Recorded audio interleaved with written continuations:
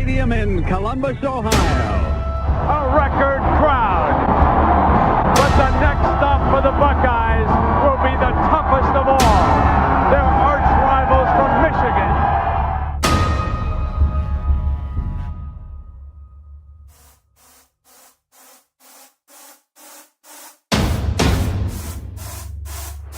The Jim Harbaugh era has begun.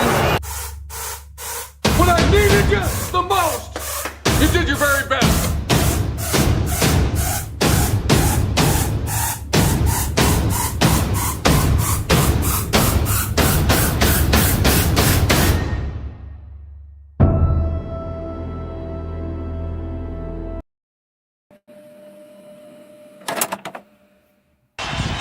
Flutie flushed. Throws it down. Caught by Boston College. I don't believe it. It's a touchdown.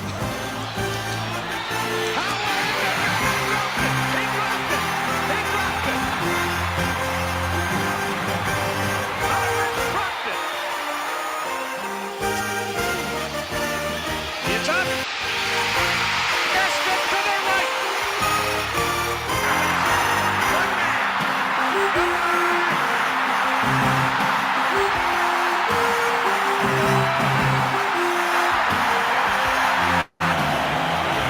Lets it go. He's got three people down there. The ball's up in the air. Caught. Touchdown.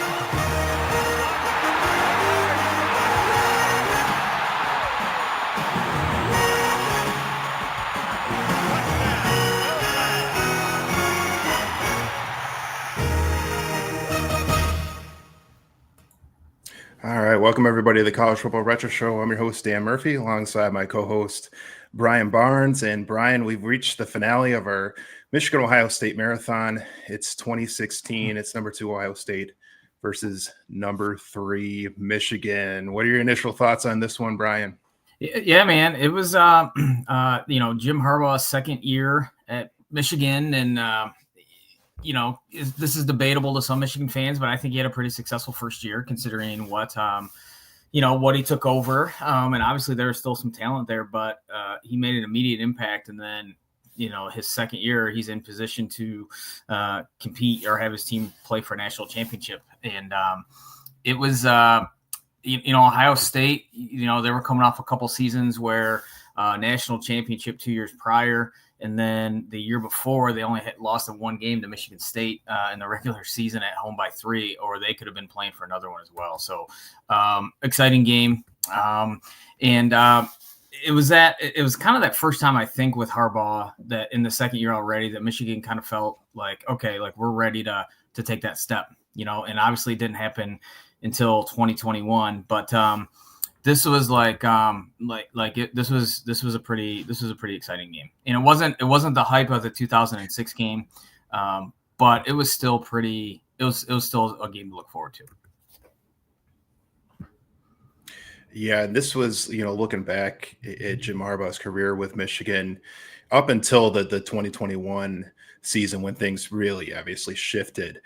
This was probably his best team that he had during that run, where it just seemed like everything kind of came together. They had an incredible defense. They had some playmakers offensively, and he started to really get his system in year 2. And man, they just really felt like it really pretty loaded team this season.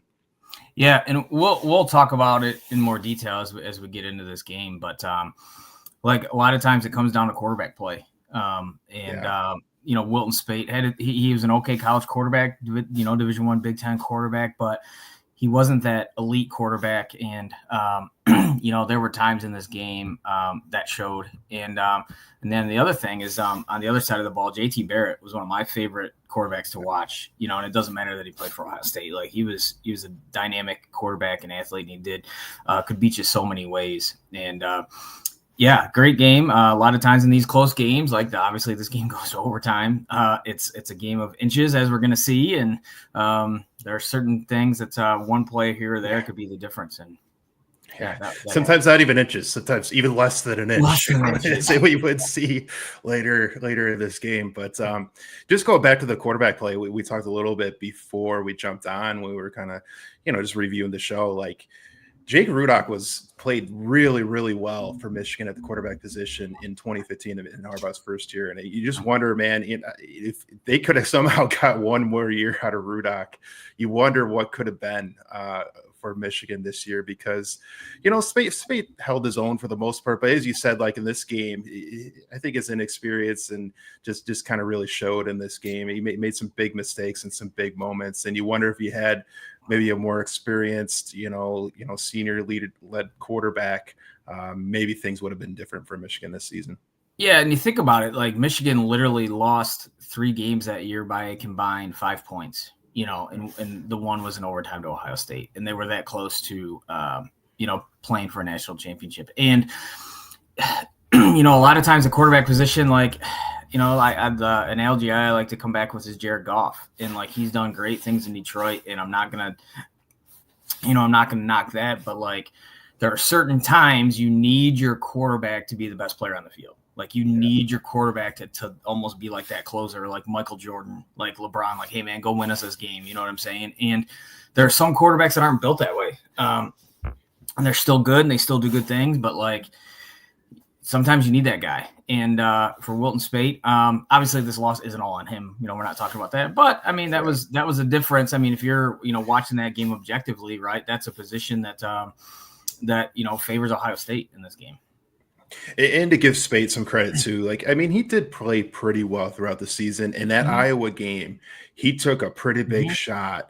And I think it kind of messed up his shoulder a little bit, and I think he carried that through the rest of the season. And I think that may have impacted him significantly in this game. It may have been a factor.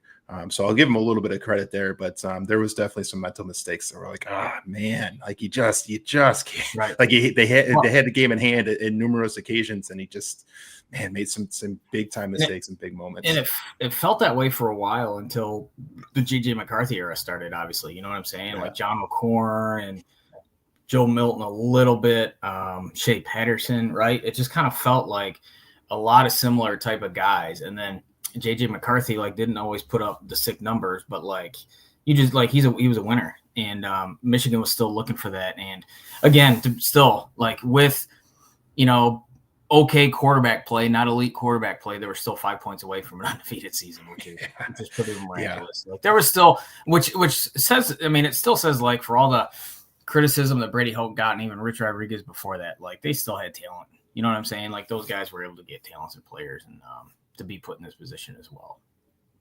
And just to stick in the quarterback position just a little bit longer, like JT Barrett, I going back and watching this game, I'm watching him in the way, Urban Meyer's using him within the Ohio State offense. It's like, man, that could be how Underwood could look. That could be how he could look today if they kind of take the reins off and let him go and utilize him more in the running game. And, I heard Urban Meyer actually talk this week. He said, if he was coaching Underwood in this game today, he said he would have him carry the ball 18 to 20 times. And I'm like, heck yeah, that's what I've been crying for. And that's what I would want to see. And you could see that when we go into this deep dive, you'll see how JT Barrett is used. And man, I'd love to see Underwood be used in that way.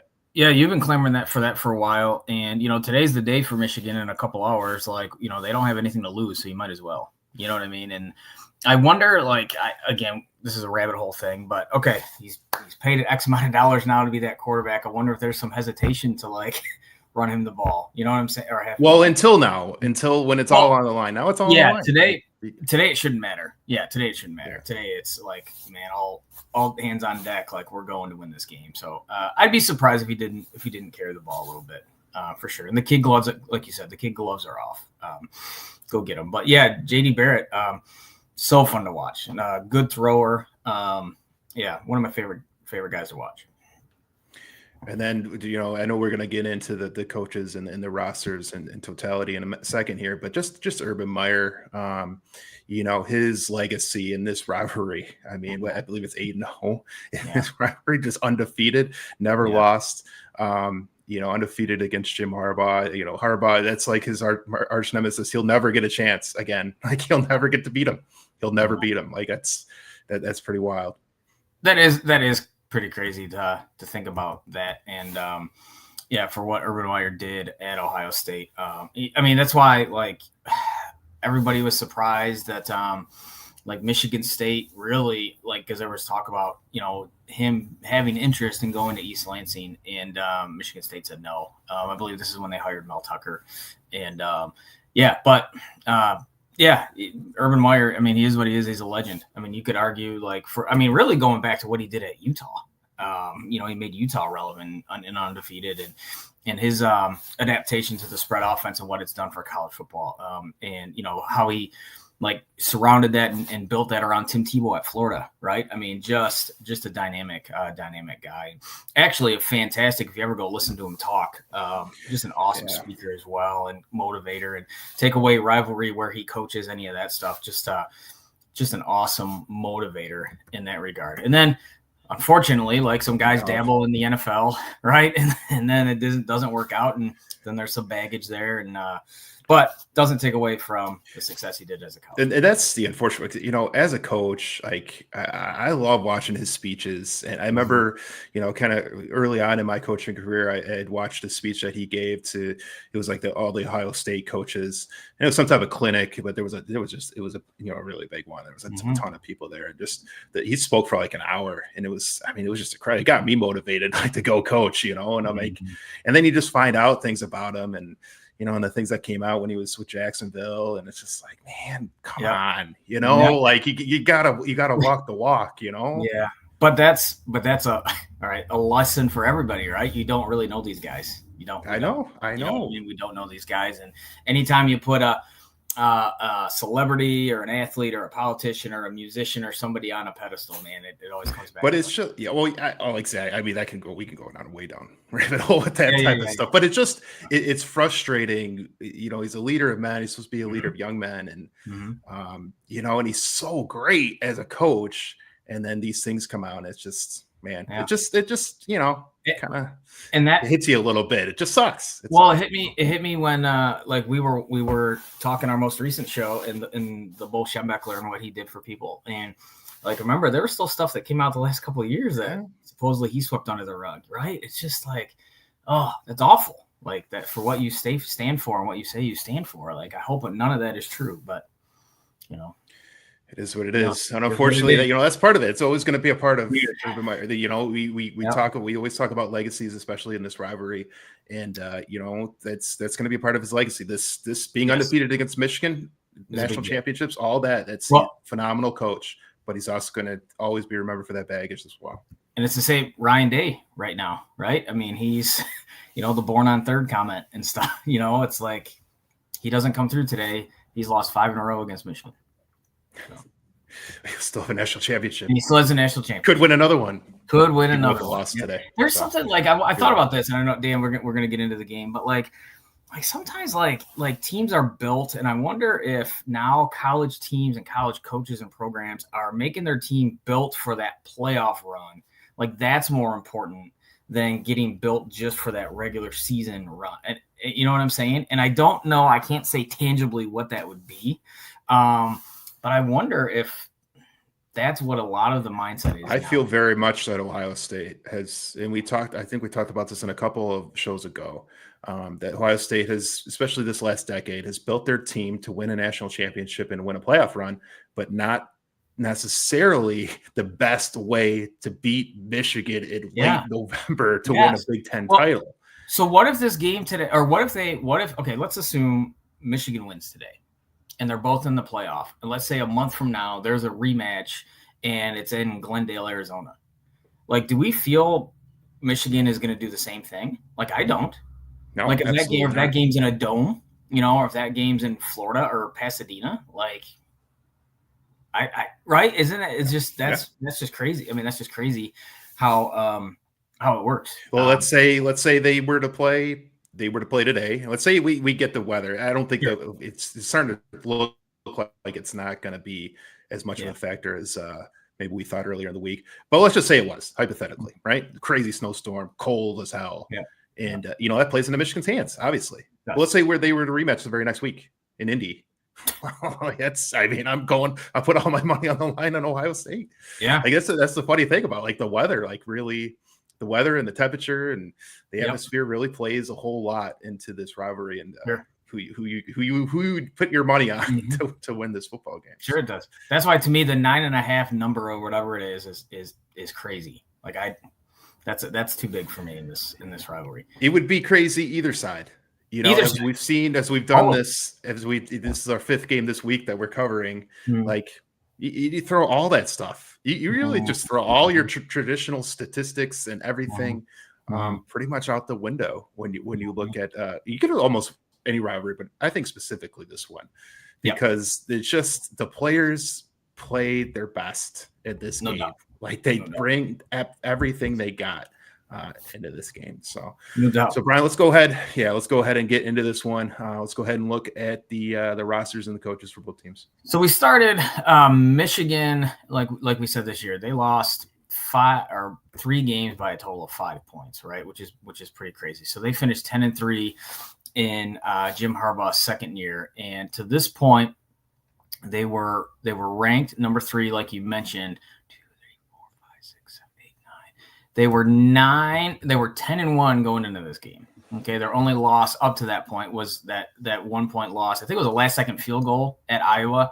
So they were 10-1, right? And they were good. And they were the previous week they beat Indiana, so they were ready to go and they were healthy for that game, for the game against Ohio State. And again, we talked about for the most part. I did mention Wilton Speight. Wilton Speight. He got yeah, right. Iowa game. Yeah, right. Fair point. Because he didn't play in the Indiana game.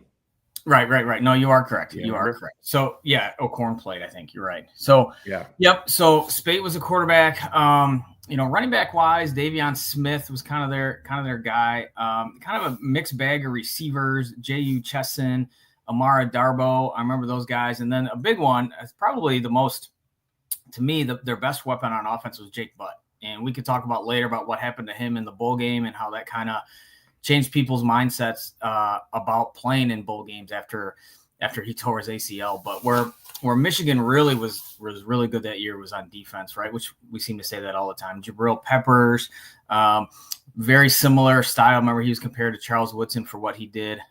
Played a lot of different positions. Devin Bush, everybody knows about, and Taco Charlton. He was another one that played for the Dallas Cowboys. And Rashawn Gary was a freshman that year, but remember, he was a number 1 ranked recruit in the country. I remember that. And so that was a big get for Michigan there. And Jim Harbaugh obviously was in his second year.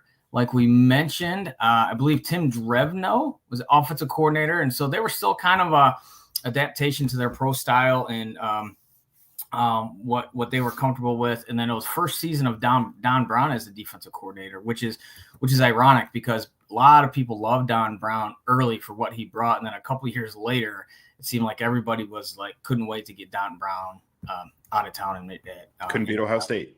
Couldn't beat Ohio State. And then a couple of years later, he got torched, right? And then you're wondering, hey, man, why you 2 years in a row? 2 years in a row. Hey, they're running. Hey, they're just going to call mesh, stop playing man or whatever, right? Yeah. So, well, what's wild, I don't want to get too into the rabbit hole here, but I do want to mention this because I think it's important. So Don Brown, they had the number 1 defense, 2018 and 2019. They had the number 1 defense in the country going into the game both years. Gave up, I think, 56 and the next year 62. Yeah. And there's a lot of talk, and it never came out really so much publicly, but there's a lot of talk that Ohio State had Michigan signals, their defensive signals. And it would make sense because they have the number 1 defense in the country the entire year, and they give up 56, and then do the same thing the next year, have the number 1 defense in the country, and they give up 62 at home. Yeah. It makes you wonder, if there was something there. And then it was talk that they kind of knew, hey, Ohio State has their signals, which I don't have a problem with. To me, it's you got to tell, you know what I mean? Right. But Don Brown was so stubborn and stuck in his ways. He's no, we're not changing. This is who we are. We've been the number 1 defense in the country this whole year. This is who we are. We're man-to-man defense. Yeah. We have our signals. This is who we are. We're going into the game who we are. Yeah. And I think that's a lot why people are you can't be stubborn. You can't be stuck in your ways in this game in 2 years in a row get absolutely smoked. For sure. They ran out. It's great. And we saw what happened. Mike McDonald comes in. They get the defense coordinators from the Ravens, and things turn around. The rest is history. Yep. So Ohio State, you mentioned Urban Meyer, and I believe Ryan Day was also on the staff at that point, but I could be wrong. But Ed Warner, offensive coordinator, offensive line guy. I know you've heard him at a clinic. Luke Fickell was their defensive coordinator. Greg Schiano, I believe, was like a kind of was a co-defensive coordinator kind of thing. So they had some dudes on their staff. And Ohio State that year, their only loss up to that point, they had a big win at Wisconsin in overtime, and their only loss the following week was at Penn State by 3. And I think that was the one that was like a weird flaky. Ohio State was kicking a field goal to go up an additional score, and Penn State blocked it and returned it for a touchdown in the fourth quarter. So Ohio State was pretty close to being undefeated going into this game. And ironically, again, talking about the importance of the week before game, before the rivalry. So Ohio State beat Michigan State 17-16 in East Lansing the week before. And that was Michigan State. Like, that was kind of the start of the downfall. They were 3-9. And so that wasn't like one of Michigan State's better teams. But again, that week before the rivalry game can be tricky for all these programs going into it. And then Michigan struggled against Indiana. And Michigan struggled against Indiana. It was a snowstorm late in the game. Yep. But Spate didn't play in that game. Corn was not very good. Yeah, no, it's a weird it happens, right? It happens. And offensively, Ohio State, like this is where they were known this year and for a few of those years. Like we mentioned JT Barrett. They had a freshman running back, Mike Weber, who was from Detroit Cass Tech, and it was a big deal when he decided to go to Ohio State. But this is where I kind of started feeling like, I mean, Ohio State always in my life has had good receivers, but like this year it's like they just had a bunch of similar dudes: Paris Campbell, KJ Hill, Terry McLaurin. All guys that got some run in the NFL. And then obviously the guys that scores the winning touchdown in this game, Curtis Samuel, was a big part of their offense. And then defensively, the name that stood out the most, like Raekwon McMillan. There were a handful of guys that played in the NFL. Raekwon McMillan is probably the best who played a lot in this game. But another name who's a freshman, Nick Bosa. So Ohio State, he was a freshman during this game. And so he obviously turned out to be a pretty good NFL player as well. And again, one of those games where, this is what we're doing this week. It's a lot of talent, a lot on the line, and the game lived up to the hype again. Yeah, which is great because like you mentioned, the next couple of years, it did not. That's where it did not. This is the year Michigan, they can come through, and then they just get boat raced. And so that's at least this game, you kind of felt like, all right, the rivalry's back for a while. And it wasn't for the next couple of years, but this game was legit. Yeah, and we'll get into the aftermath after this game of, this almost got Harbaugh ran out of town, very close, and maybe the COVID year of them not playing that game may have saved him, but who knows? We'll get into that later down at the end of the show. But yeah, this was so many of these, especially during the kind of Harbaugh era. The build-up, man, top 10 matchups, top 5 matchups. And this was another one, man, 2016, man, may have been the actual best game, like in game of this rivalry. It's going to be a double overtime thriller between Michigan and Ohio State. So let's go ahead, Brian. Let's go ahead and jump into the deep dive here. Excited. This will be fun, folks. Let's hope the game lives up to the hype. It's a short kick. Keep it away from Peppers. And it bounces. Got to cover it. And the Wolverines do dive on it. One thing about this one, Brian, is we did a bunch of 80s games, we did 90s games. The video quality much better than some of the early versions we are. Hands it off to Samuel, who gets the edge, and the guy from Brooklyn shows his quicks and makes a first down. I've seen a mobile quarterback in a long time.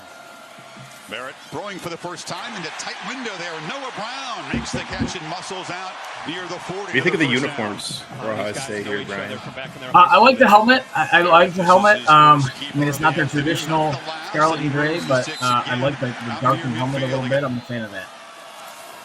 Yeah, I always like as traditional as possible. So that, Dan, that's our favorite play in football. That's my favorite running play in football. I love it. I love Paul it. Reed or I want to see Underwood doing it today. Buys time rolling.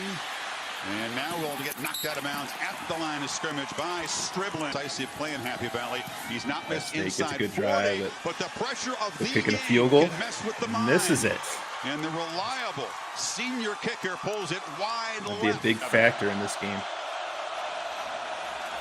Spate gets protection, incomplete, delivered in traffic. Falling down was Darbo. They're walked up to the line of scrimmage. Barrett has good protection for a time, and now is dropped. Michigan with the 37th sack of the season. That's Ryan Glasgow. Defense was good all year. It's Darbo in motion. Spate looks back to the near side and delivers a strike. And the catch is made by J.U. Chess. There was a lot of excitement for Darbo and Chesson after the 2015 year. And then, like we talk about, you know, we were graduating, and just the passing game wasn't quite what it was in 2015. But they were still highly skilled receivers. And there's Jake Butt, as you mentioned earlier.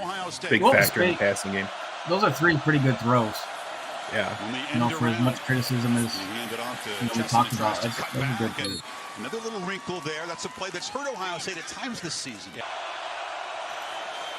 Keeps it. Tries to get the edge. Jabril Peppers knocked down for a loss again. It was Hubbard blowing the play up, and it's 4th down in a row. The chip shot from 28. As much as I don't mind it, Dan, like sometimes when you put your athlete in the Wildcat, like it's easier to key on that, right? Like you know you're putting him back there because you want to get him a touch, right? And number 3, nursing that sore left shoulder, goes to the ground for the first time. But he was capable of throwing it too, though. So it wasn't like it was just a. Like. Malik Hooker just walks in. I mean, maybe you could question the play call. Why bother setting him up in his own end zone on a play fit? You know what I mean? Because either you take the sack and it's 3-2. I mean, you'd much rather do that, obviously. Escapes the swarm, and Jabril Peppers has a line down the sideline, has to spin free. That allowed the pursuit to catch him. That was the kicker, Tyler Durbin. Michigan's defense played so well this game, and those type of things. Like, they hurt. Yeah, I mean, just handed him. But Spade is flushed, and now delivers a strike, and coming back to the football. Give him credit for making a play there. Move the sticks to the 40. Off platform throw. A couple yards here. A roll out and a throw far side and wide. That's the thing. I think that was so frustrating as a Michigan fan, Brian. It felt like Michigan outplayed Ohio State. Oh, I think so. Through the 4 quarters. Once it got into overtime, you know, it was a little different. But through the 4 quarters, it felt like Michigan was the better team. Knocking on the door. This is Khalid Hill. Hill again. Pure power football. Muscles in for the maize and blue. And Michigan reclaims the lead. 6 seconds before halftime, and it gets feisty down there. Look out. All those big bodies colliding and tempers flaring. He's down here on the near side, matched up against Campbell. Barrett looks the other direction, off the hands of Samuel, intercepted by Peppers. Look out. Peppers with the ball in his hand. And that's a reminder what pressure can do for a defense and a quarterback. He got hit and got hit low. Interception early too. Little ball fake, little play kick action return, fake, keep and the interception here. But that was more based off the pressure. Yeah. What's crazy is that's a penalty in the NFL. Like I don't think it should. I mean, I don't think it should be, but that's a penalty. Now the interception on 3rd and short. Smith gets free, gets the edge. Davion Smith rumbling down inside the 10-yard line. Fumbled exchange. Fumbled. Scrum at the 2-yard line. Buckeyes are pointing an opportunity to really take control of the game, and he fumbled the snap right before. What's funny as a coach, Dan, we hear all the time, like, well, when you're in the gun, you're far away, and right, it's a longer pass. We just like it right under center and stuff like that. Well, bad things happen under center too. Yeah, there's bad snaps under center too. Peppers to his own 35, and Johnston takes off on a fake and doesn't get there. Do you think Do you think that's a situation where I'm not saying Urban Meyer panicked, but do you think he's thinking like, you know what? Hey, we need to get something going. We're not getting anything going. Let's pause it here and go over that. Yeah, because we talked about Urban Meyer because when we were going over the 2006 game, actually when he was in Florida, we talked about the Arkansas game. Yeah. Very similar situation. Okay. So where his offense just wasn't really getting a lot going. Obviously it was a must-win situation. It was the SEC championship game in a very similar spot on the field, very similar situation in the game. And they went for a fake punt and they got it. And it changed that whole game around. And I'm wondering if that went through his mind there. Like, hey, we're struggling offensively. We need to get a spark. We need to get something going. Let's go for a fake here. Are you surprised that it's in his own territory? Like that to me was still like for all the talk the last couple of days around here about Dan Campbell and everything, and I agree. Like that's a legit criticism. Like when it doesn't work, that's great, but when it doesn't work, man, especially in your own territory, and obviously what we're about to see, it turns out to be like the worst case scenario in this for Ohio State, right? Yeah, I mean, I would be shocked, but like I said, I think that's where it comes through is like he did it against in that SEC championship game. It was such a huge play. It was such a huge part of his legacy to that turn that game around and that propelled them to win a national championship. You know, that play really changed things around for them because they were losing that game. It was a very similar situation. And it worked for them and it propelled them to a national championship game. There's no doubt that was in his mind. And he thought, what is similar situation? You know what? Let's do it. We got the look we want. Let's do it. Is it potentially too? I mean, I think it's both ways. Like when you feel like trick plays, it's like you feel you're desperate and you can't compete with the other team, but also like, hey, like we're better than these guys. Even if it doesn't work out, we still got a lot of football left to play. You know, are we going to at least stop them to a field goal? Right, keep it a one-score game. Right. Yep. Potentially. Yeah, and we have the offense and the guys to, still play catch up regardless. So. Yep. Definitely an interesting play call, but it goes to show you. I mean. They're trick plays, they're fourth downs, they're risks. Yep. They're risks. They're not always going to be rewards. And as Yep. you mentioned, Dan Campbell, Yep. We're seeing that now. It was such, successful for him for so long, and it's starting to bite him now. It's starting to even out a little bit for him now. It was fun early on, and then now it's like, but when you're 7-5 and outside the playoff picture, it's frustrating. Yeah. So we'll see how it plays out here for Urban Meyer as they didn't get it. 10-7 Michigan right now. Spate gets rid of it, and a first down completion. Mara Darbo inside the 10.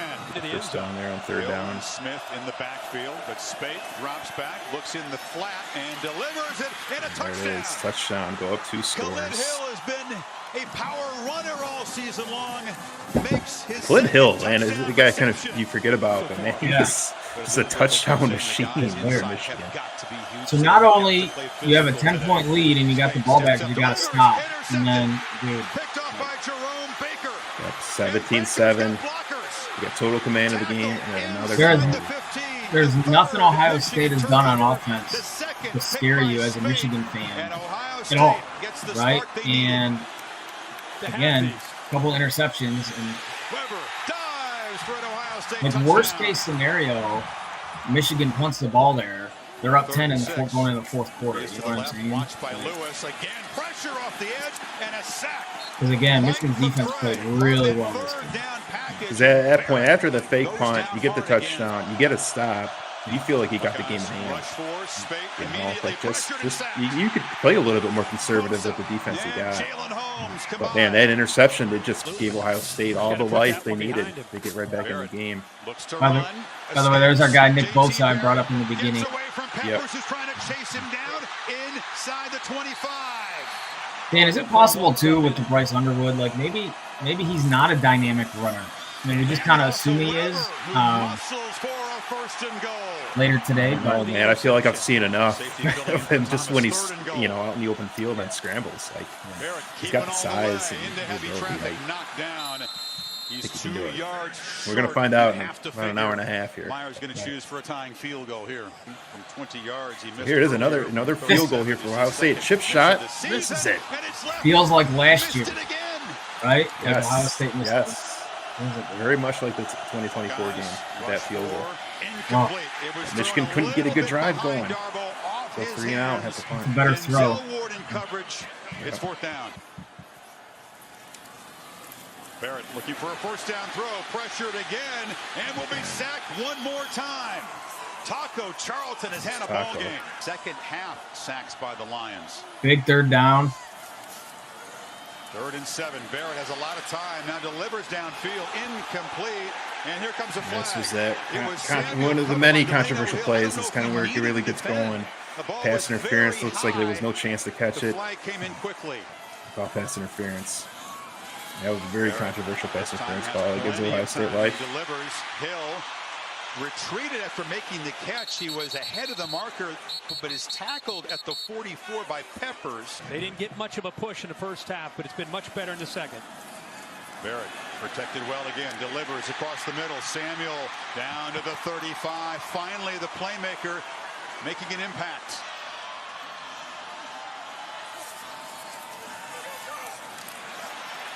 Second and 6 again. A ton of time. Using his legs, get the first, making plays. Scrambles for a first down inside the 25. And you got a mobile quarterback as the defense is getting tired, man. It's tougher and tougher to try to backfield. They throw it to Brown, who makes the catch down inside the 10. That play was interesting to me when I was watching this ahead of time, but how Michigan lined up. Across the middle. Catch made. Baugh in traffic to the 5. 4th down, 20 seconds to go. That has come off Harbaugh. It's dragging on the ground. Doesn't call time. Same spot. He kicked it 7 minutes to go. He makes this one, though. 3rd time a charm. 0.0. Scoots it along the ground. See if the Wolverines have a little magic here. Jordan Lewis can dance. Forgot about this play. Jordan Lewis has some space. Cuts back. Future Dallas Cowboy Jordan Lewis. For a minute, you thought maybe he had a chance. With the Buckeye faithful. Here we go. And we go to overtime. From the 25. Barrett pitches out. Samuel has space. Slips as he cuts back, but skates inside the 10. First and still a big fan of that speed option. Just don't see it as much nowadays. Barrett running all the way. This is always tough too when you got to go out first defensively. You got to go out, first after you just were on the field for 4 or 5 minutes in a game-ending drive. Straight ahead, and Smith you got to go right back out there. The 10, 1st and goal, Michigan. You think it crossed Harbaugh's mind to go for 2 here? You think in their mind they were thinking that at all? I don't know. Maybe with that defense, maybe he wanted to give them another chance. I don't know. You got the 4th down from the 5-yard line. Again, give Spate credit there. This was a great throw. A great play. Yeah, you got to give Spade all the credit in the world. Yep. And after all the mistakes he had made earlier in the game to make this throw in that situation. To secure that for a touchdown. He got away from Lattimore. The ball was thrown low. And Darboh gets underneath to make the catch. Spade has time. Delivers incomplete. A lot of contact there. Well defended by Conley. Definitely pass interference. Didn't call it. 36 for the lead. Hit his arm. Didn't call it. Responds to the pressure. Weber motions out. Barrett. Sacked. Again, Taco Charlton along with Ben Gideon. Here we go. 4-for-1 play. Keeper. And you just watch it live. Yeah. But it's the angle. The angle is weird. How the camera angle is. It's not down the line. So it just the way the angle is when you watch it live, it looks like he didn't get it. Stays alive, barely. But they put it into the hands of J.T. Barrett after the fake there to Samuel. See, he gets hit low there by Hill. They're going to review it's hard because you can't really tell where the ball is. The spot. Yeah. He was hit low, then ran into a couple of bodies. Harbaugh knows. He knows. Down. In his own mind, he knows. Scrutinized by William I wonder Simons, scheme-wise, like, Chris, they meant to scheme that up, having J.T. Barrett go one-on-one with an unblocked player at the line of scrimmage. Yeah. You got to think that wasn't on purpose. Is that Dax Hill, 44? In the air, not where he lands. I think it's in the air right there. And the ball in his right arm. From that angle, did appear to just break the plane before he hit the ground. I don't think, again, if you go Lavert by where Hill, he excuse me. landed, he looks like he's a half a yard short. If you go by Yeah, I where can't the imagine. report progress Delano is Hill, in yeah. the air, I think I he's wonder. right at the mark. What do you think, Dave? Let's bring in Dave Kataya. You're absolutely right. Delano It's Hill. where the fullest extension of the ball with defensive contact. So they're going to go with that forward spot, and now they've got to be able to tell whether it's short or not. This very well could be It's probably a stand, situation where the really, on the really field good was look called at first it. down, and there's not enough to change it. After review, the play stands as called on the field. So, I mean, we've watched it a million times. I mean, then and now, did he make it?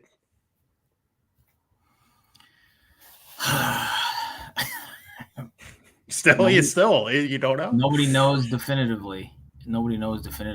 And then, like, from a defensive perspective, you're like, hey man, we gotta nut up and we gotta line up and get ready and still stay true and stay focused to what's going on and not get caught up in the emotion of that moment. And there's a little bit here on the final play where I think the run fit was obviously off. You had guys in the same gap, and you can see it from the secondary. And those little things are the difference. But yeah, tough. I think after that play, it just felt like after that play, after Michigan had control of the game so much in the first, 4 quarters, and they let it slip away, they get into overtime, then they get into this spot, they get the stop, they think they got the stop, they got the win, and then it's not.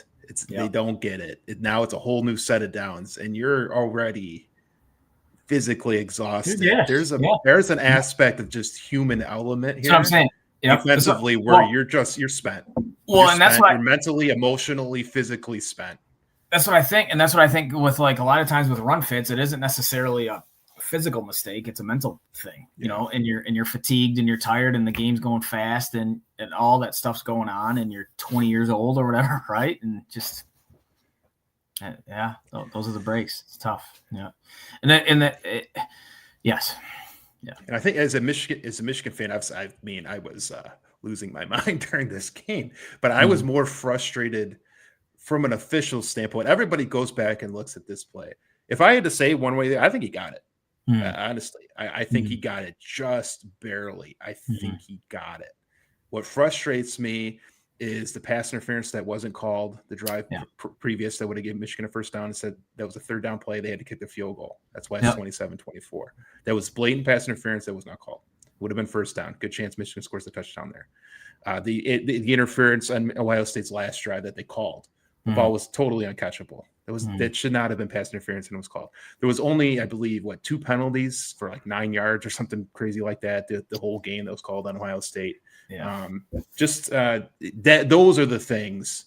If we're just going to talk about officials, that frustrated me, and just in general, I mean, Michigan, they had their opportunities. They had the game in control, and they turned the ball over in key situations. So everybody wants to blame this play, blame the measurement, blame the official on this play. There's so many other things. If you want to blame the officials, you can blame the officials. That's fine, because I think there's a whole lot you can blame the officials for, and you can blame the coaches. You can blame the players, but there's a lot of blame to go around. But I think blaming this one play is misguided. Do you think if Michigan and Jim Harbaugh had to do it all over again, they take a timeout before this play? I would think once the referee came out and made the decision, I would have called the timeout. Just to get everybody like, hey man, we need to regroup, right? Regroup, settle down, right? Refocus. Get emotionally recharged. That's what I'm saying. You know what I mean? We still have the lead, and they're on the 15-yard line. Let's go, right? Yeah, this is our season. This is everything is on the line. You got to regroup. Yeah, maybe we got robbed. Whatever, it's over. This is the situation now. We got to regroup and get recharged. Maybe it doesn't make a difference, but I wonder if they would like to have had that back. I'm sure there's a lot about this game they would love to take back. I'd love to, Dan, one of our shows have an official on, get a high school official on or an official. I have a friend that who does both, has done the college level as well. And they talk about in basketball all the time when it comes to fouls, the team that generally is more aggressive going to the basket, right? They'll get more calls, right? Or they go up strong and things like that. I wonder if there's a football parallel to that, right? Because like you mentioned, the disparity in the calls of this game and the pass interference and whatnot. Like, I don't know, but I'm curious to hear their take on something like that. Yeah, I'd love to hear like a retired official. Yeah, to maybe they'll be a little bit more honest, right? Be like, the atmosphere takes. They're human too. Get caught up in I mean, we've seen it. We've seen hits on the sideline. Like, if that hit happens on our sideline, there's no call. But it happened on the opposing sideline with our players and their coaches and their fans are screaming and going crazy. Oh yeah, that's definitely a late hit, right? Like, of course that comes up. But yeah, they're humans. They're humans. They are humans, just as the players are humans. The referees make mistakes as well. So, But as we saw, they gave JT Barrett the first down. Ohio State has a new set of downs. They're down 3, and here's the following play.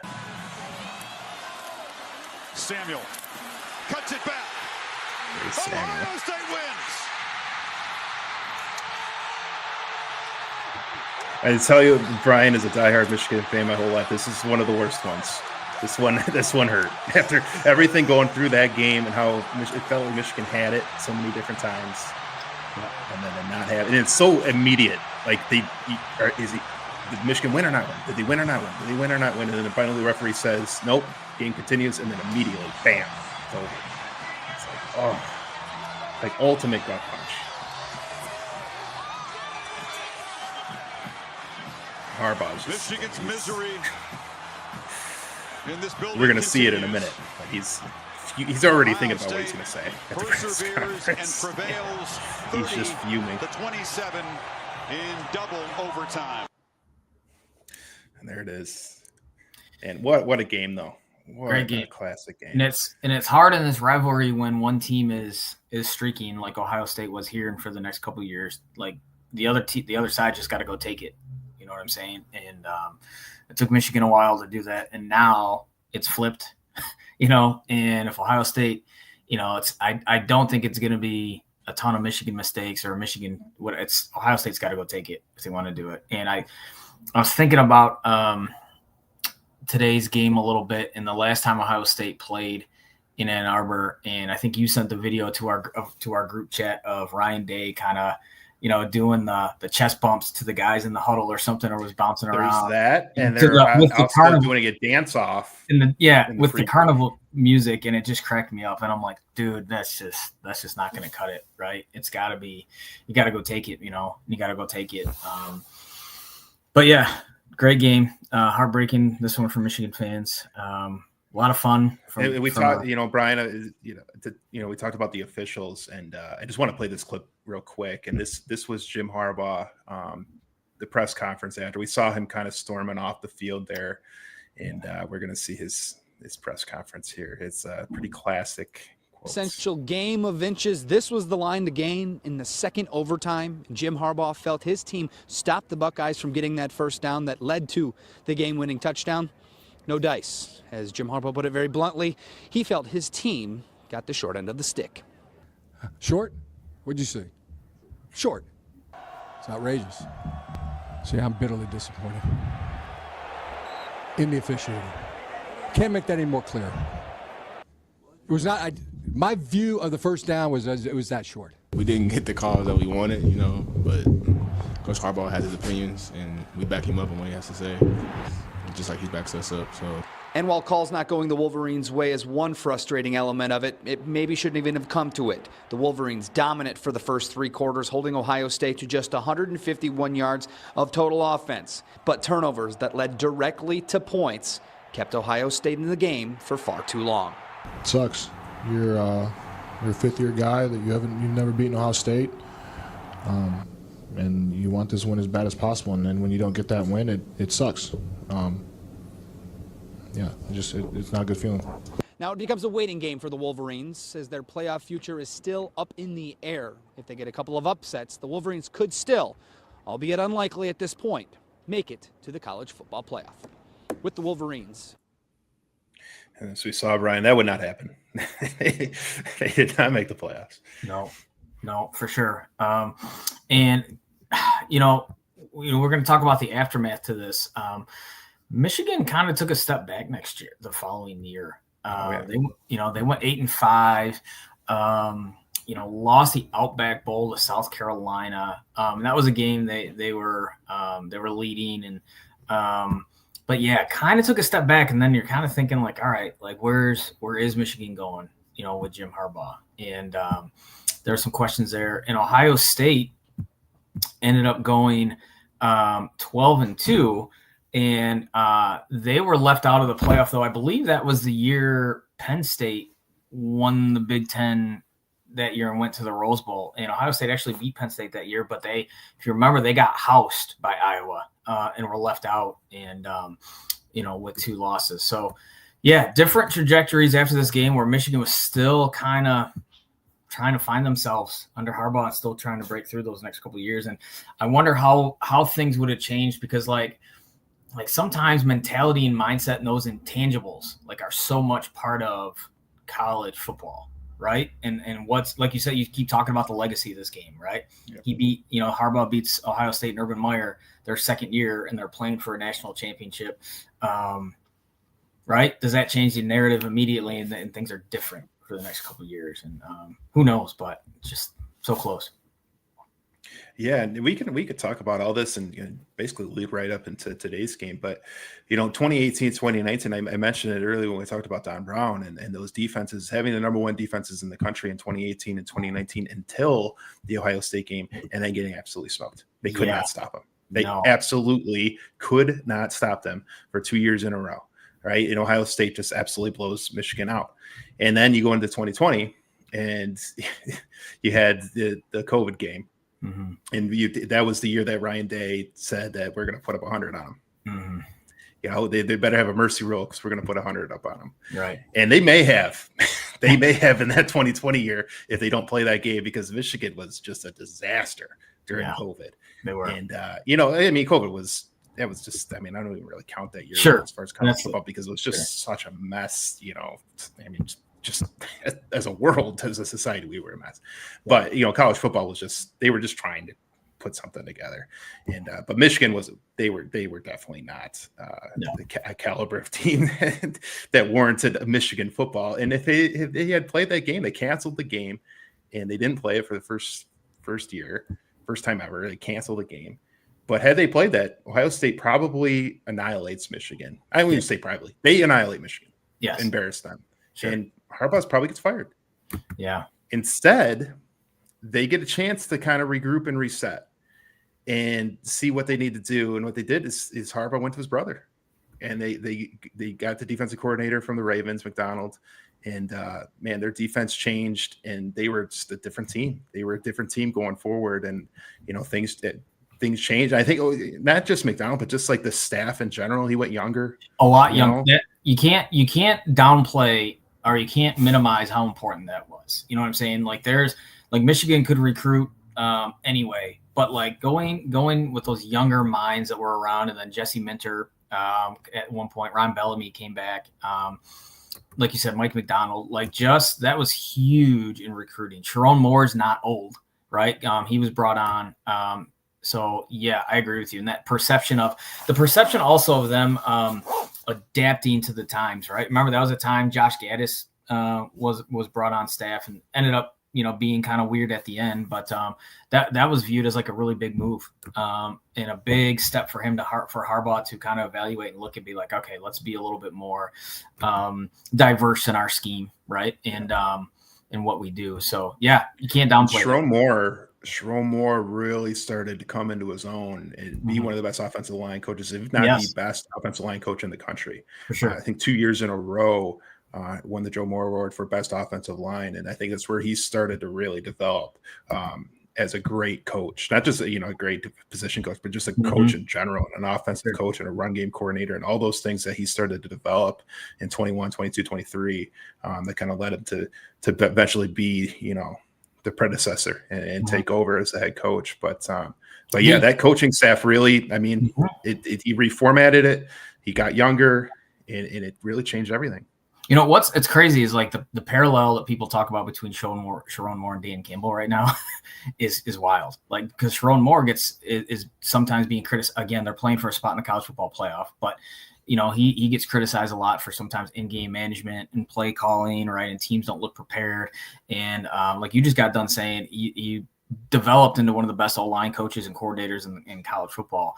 And is he a great head coach though? Can he manage all of it? And Dan Campbell's getting that same talk, right? That saying, hey, he's doing too much, can't be a play caller and a coordinator and manage the game. But yeah, I agree with you. It was it's pivotal. Again, like we talked about in the other show, the what if history stuff, right? In the alternative realities and things like that. And you're right. If they play that game against Ohio State in 2020, things are different. But I don't know, because as much as the talk about Harbaugh moving on from him, like where were they going to go? Like he was the golden child, right? Like, and we've talked about that, like as a player and as a coach, like where were they going to go that's better? And that's the thing that I think college football programs right now are thinking all over the place, especially with these gigantic buyouts that coaches have, right? So I have discussions with family all the time about Jonathan Smith. His buyout's like $35 million. Well, where are they going to go? That's better. Like, unless you're going like Lane Kiffin, you know what I'm saying? Or you're just going something like that, like don't bother. You might as well keep them, right? So just the way it is. And that's always the question is, when do you get rid of a coach? How long do you give them?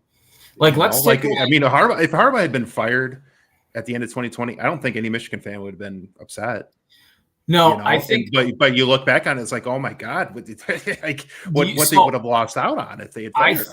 I think nowadays, though, you can get better faster than you could even 10 years ago because of the transfer portal and because of the NIL. Oh, yeah. Right. So I don't think Harbaugh, if he's coaching at Michigan now, like right these last couple of years, I don't think it takes him 6 years or whatever it was to beat Michigan or to beat Ohio State.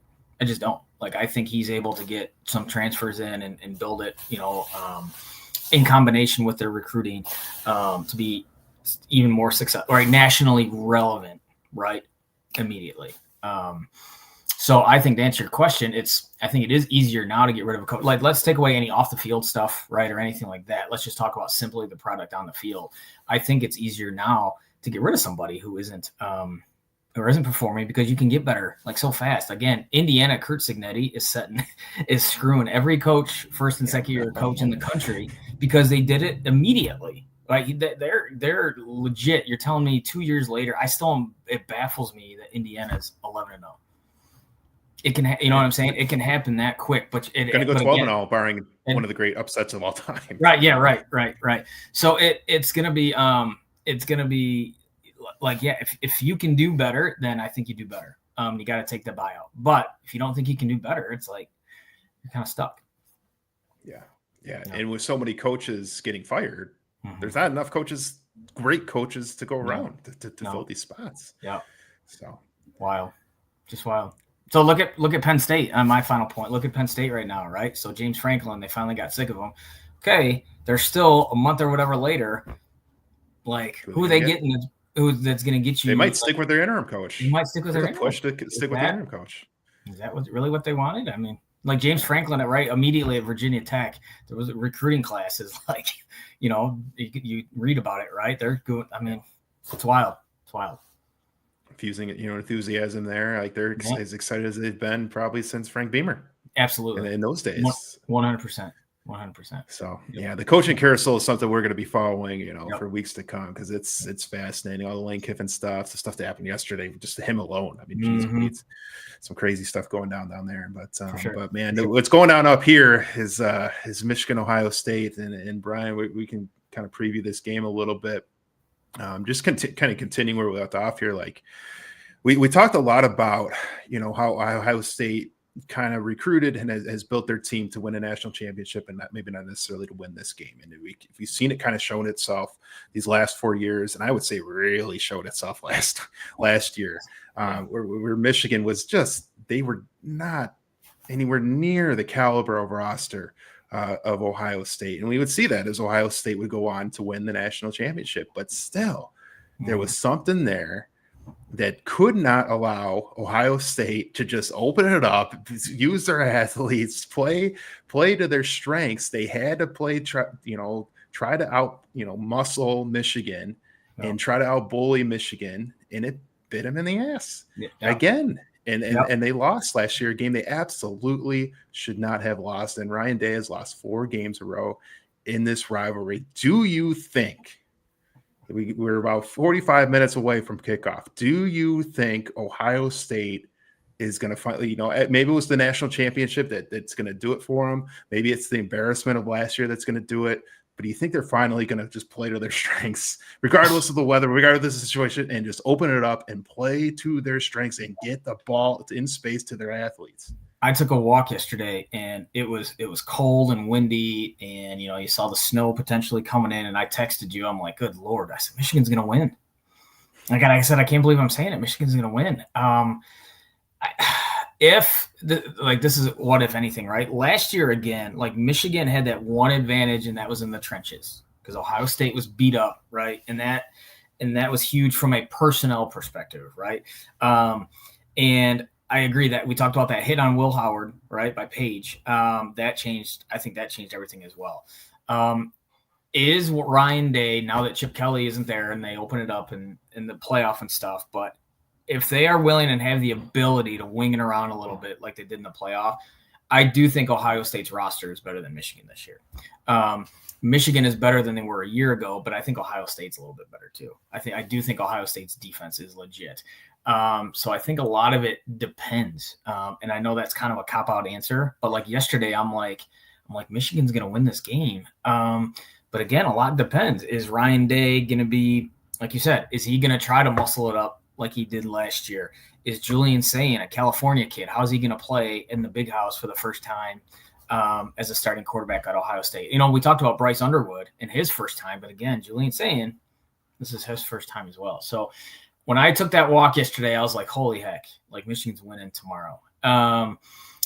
But it's a little less windy today. It's, the snow's not coming until later. So if I had to wait, it's going to go one of two ways. Okay. I think Ohio State's it's going to be like 31-17. Okay. Because I don't know if Michigan can go score for score with them, or like last year, Michigan's going to win a low scoring game. I don't think there's any in between. I don't think it's a back and forth. One team has the ball, last minute drive to go win the game. I think it's one or the other. So that's where I'm at. So I think there's two things here, and it's funny because it's like, okay, Ohio State, they need to open it up, play to their strengths, right? Get the ball to their receivers, and that's assuming the receivers are healthy, Tate and Smith. But the assumption is that they're definitely playing. I guess the question is, how effective are they going to be? Cold weather, they can make it tough. Trying to play through injuries and that type of thing. But I think you're going to get 80 to 90% of what those guys are capable of today. I don't think that's going to be too much of an issue. But the question is, are they going to open it up? And then on Michigan's side, offensively, as I've talked about all year, and I've been crying for it, and is for Underwood to get the ball more in the run game and utilize and run a lot of read option. I would read option Ohio State to death today. Like, force them to have to defend Underwood in the run game. And then that opens up your RPO game. That's going to force Caleb Downs to have to come down into the box. If they can start to utilize that and start to dictate to Ohio State's defense what Ohio State's defense has to do and start to play into their own hands, I think that's how Michigan can win this game. But if they're not willing to do that for whatever reason, they haven't done it much all year. It's really the only time Underwood really runs the ball is when he creates on his own and scrambles. But if they're design plays for him, a lot of design zone reads, that's what I want to see today. And the real matchup, the real thing that's going to be interesting is how Caleb Downs plays, because they're going to utilize him so uniquely, and they're going to try to bait Underwood into the throws. Like we saw against Northwestern, there was an RPO throw where Underwood just completely misread it, completely misread the linebacker, and he threw it right to him. It's like that, obviously, and that was just 2 weeks ago. Like, a play like that cannot happen. Right. And that's where Patricia's defense and Downs in particular, that's where I'm a little bit concerned is with Underwood as a freshman, where they might be able to bait him into making some mistakes. But that's where I think you can counteract that by using Underwood extremely in the run game. I think sometimes as fans, we don't always appreciate player development. So, like, as a Michigan fan, like, do you feel better with the last couple of weeks where, like, McCulley and Marsh from the receiver spot have started to put up some numbers, and that's, like, at the beginning of the year, that felt like a position of concern, where now it's almost like those guys have played really well the last couple of weeks, especially March. Like, that, like, makes you feel better about the offense going into it? Yeah, that was, I mean, really this year has gone exactly how I thought it would go. I thought they would lose the 2 games on the road to Oklahoma and USC. I thought that was just going to be too much. The environments were going to be too much for a young team and a young quarterback. And sure enough, it was. They struggled in those 2 games, especially at USC. But I thought, man, if they could hang on and just find a way to win the rest of the games and get themselves into a position where they get down the stretch and things start to come together, the offense starts to develop. Underwood starts to see things a little bit more. They start to open up things a little bit more for him. He builds a connection with maybe one of his receivers, and we're seeing that with Marsh. Marsh has been one of the best receivers in the country over the last 5 to 6 weeks. McCauley's starting to get involved. With Marsh being involved, defense start to take him away. Now you're getting McCauley involved. Now you can get the tight ends involved as well. They've got a whole group of tight ends, as they always do. So all those things are starting to come together, and it really came to fruition last week. You really saw everything come together. I know Maryland is not a good team. They lost 7 in a row, all that. But still, just to see how that offense performed, really pretty much scoring every drive they had the ball. And everything really started to come together. And that was without Haynes and Marshall. Haynes is still going to be out, obviously, but Marshall is expected to play and expected to start. Yeah. And it's, can he carry the ball 25, 30 times? I don't know. I don't know about that, but he is going to start in this game. And they're going to be a huge factor for them, because if Marshall can play and he can be effective, now you're starting to see the full Michigan offense. And as I've mentioned, like I do think they're going to get Underwood, maybe not as much as I would like, but definitely more than they have been, is get Underwood in the run game. And you're going to see the full Michigan offense in this game. Yeah. I mean, if there's ever a time to do it, like last week, again, I mean, it was Maryland, but still last week you felt like, okay, like they look pretty good. That was what you've been clamoring for a while. And the offense felt like, all right, they're at their peak, right? They're doing that. It's exact. I mean, as a Michigan fan, and it was everything you want going into this game. You could have hoped for. No. And when you have, and they keep talking about the amount of freshmen that Michigan plays on offense, right? I mean, that's naturally going to happen, right? You're going to be better at the end of the year than you are at the beginning, and that's where they're at. So again, this is going to be concern, though. That I do want to mention this, Brian, is Max Bredesen. For sure. Pretty significant injury last week. It sounds like maybe he's going to try to play, but I doubt if he tries, he might try, but I doubt he's going to have any effectiveness. It might be like kind of a Blake Corum situation. Remember in 2022 when he tried to play and he ran a couple plays and like, I can't do it. My body won't let me. Right. I still I'm curious to see early on how Ryan Day and Ohio State plays it. To your point, is it like, all right, we're letting our nuts hang. We learned our lesson last year, right? This is what we did in the playoff. This is who we are. Or if they're going to play it conservatively, feel it out. Because if he plays it that way, and it's, let's say it's like 7-7 after the first quarter, or if it's like 7-3 or 3-0. I mean, Ohio's, that pressure is going to, you know what I'm saying? Like that's going to be, he's going to be dealing. I'm not saying they're going to. And both quarterbacks, I was going to bring up Julian Sain, but it's really both quarterbacks, young quarterbacks playing in this rivalry for the first time. And Julian Sain hasn't faced much adversity at all. No, that's what. And again, on the road in this rivalry in this weather, and but I will say this though, the quarterback position has developed way better, right? It's way more advanced than it was 20 years ago too, right? So they're 2 freshman quarterbacks, but like these guys they've been great quarterbacks in high school. They've been throwing year round, right? Their development started a long time ago, so they're not going to be afraid or fazed by anything.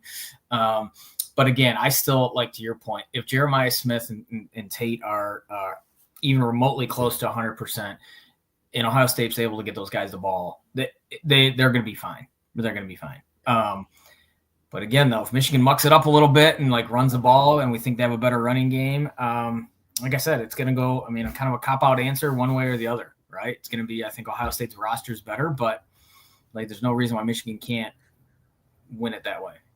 Yeah, and that really fascinates me though with the 2 young quarterbacks, because they're going up against 2 NFL caliber defense coordinators, and Matt Patricia for Ohio State and Wink Martindale for for Michigan. And I think, that game within the game is going to be fascinating. Those coordinators drawing up their defenses and drawing up different blitzes and different coverage looks against these young quarterbacks in such a huge game, such a huge, unbelievable atmosphere. That's going to be something to watch. And the final thing I want to bring in before we get into our predictions, Brian, the special teams. I know I've listened to a lot of Steve Day's Michigan podcast. He talked a lot about this is the worst special teams of Michigan he's ever seen. Yeah. And Savada, the kicker, is really concerning because it's not a skill or mechanic issue for him right now. It's all mental. And he's got the yips. He's absolutely got the yips, and he's missing chip shot field goals, let alone, long field goals. Like, he's missing some of these chip shots. He was one of the best kickers in the country last year, and he just, for whatever reason, he just doesn't have it this year. And has missed kicks throughout the entire season. I mean, consistently missing, like, throughout the entire year. And in a game like this, where I feel like it's going to be a little bit lower scoring in a defensive battle, I know you said, like, if this is a close game that it's in Michigan's hands, I would say that, except for the special teams is really concerning, and their kicking game is a big concern. And we watched this game, we've watched other games as we've gone through this marathon, where kicking has been a big factor. We looked at the Ohio State Michigan game from '86, right, where the Ohio State had an opportunity to win it, right? It was on the kicker's foot, and he just actually shanked it. And it's just something like that really, man, watching these games and seeing how kicking has been a factor in this rivalry, and how Savada has been all year, and how I kind of feel this game might be. I feel like it might be like a 2017 type score where it's going to come down to a field goal late, or field goals just throughout the game that are going to be huge. That really concerns me. Yeah, really concerns me is the kicking game. And that's a fair point. So, okay, so you've kind of stated your position. You think it's going to be a low scoring game. Who do you think is going to win? I think it's going to be 2017 Ohio State. 2017 Ohio State. I think it's going to be a good close game. I think Smith and Tate are going to make some plays, but aren't going to be consistently great throughout the game. I think Underwood's going to get more involved in the run game. I think Michigan's going to do a good job controlling the ball, limit possessions in this game is what's going to keep it a low scoring game. But I think it is going to come down to the kicking game. I think Savada is going to miss a kick or two, maybe miss a kick late to try to tie it. And that's going to be the difference.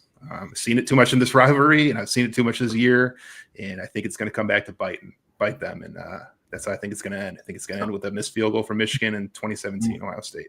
I haven't been good at my predictions lately, but I've changed my tune a little bit since yesterday. I do think Ohio State, it's going to be that 30 or 31-17 type game. I do think so. I really do. So, but yeah, I think it goes that way. If Underwood makes a couple mistakes that turn into turnovers, that's where I think it can shift that way. I can't like he's kind of got to be perfect today. Yeah, last year was different, obviously, Dan, because of all the guys that were out for Michigan. But I feel like there's so much uncertainty in this game, right? There's so much if it feels like a total toss up to me. It does. I mean, yeah. Like there's got to be like if Underwood doesn't make mistakes, if Sayin is able to handle this environment for the first time, right? If Ryan Day doesn't call a game like this, if Michigan is able to run the ball like that, I just feel like there's so many ifs to this. Which if the snowstorm doesn't come early, right? Yeah, it's gonna be fun to watch. Yeah, it's going to be another great one. Like it always is, even if it does end up being, a blowout, like all the build up to it, all the pageantry that's going to be going into it, game day, the big new kickoff, all that stuff, everything that's going to be going on. And, Michigan running out and touching the banner and 110,000. And it's just, it just doesn't get much better, man. It's always, no matter all the things we hate about college football and what things have done to it, what the greed and the money has done to it. We still have this, and maybe it doesn't matter. It isn't as big as it used to be, but it's still noon. Michigan, Ohio State at Michigan Stadium, like still two big good teams, good coaching staffs, all the traditions, everything about it, all the history. It just doesn't get much better than this, man. No, it's gonna be fun. It's gonna be a fun one. Yeah, we're looking forward to it. But that will wrap it up. We went over the 2016 Michigan-Ohio State game to wrap up our marathon this week of the Michigan-Ohio State rivalry, and we previewed today's big 2025 matchup, the number 15 Michigan Wolverines with a chance to potentially get in the playoff with a win against the number 1 undefeated Ohio State Buckeyes. For Brian Barnes, I'm Dan Murphy, and we'll see you again down the road.